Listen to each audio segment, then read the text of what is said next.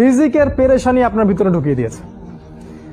প্রতিটা যুবককে জিজ্ঞাসা করেন, দেখবেন পেরেশান যে খাবো কি আর জীবনে করবোটা কি। দেখবেন মানে ভাবখানা এমন যে ও যদি 5 ওয়াক্ত নামাজ পড়ে, কোরআন তেলাওয়াত করে, রোজা রাখে, আল্লাহর হুকুম সব মেনে চলে, হ্যাঁ খুব মুত্তাকি মানুষ, পরেশগার মানুষ, কিন্তু বেচারা একটা ছোট মুদির দোকানে কাজ করে, বেচারা একটা ধরেন সবজি বিক্রি করে বা হালাল কোনো কাপড়ের ব্যবসা করে, ওর ভাবখানা এমন জীবনটাই নষ্ট হয়ে গেল। আমার জীবনে কিছুই করতে পারলাম না, কি করলাম জীবনে, নিজের পায়ে দাঁড়াতেই পারলাম না।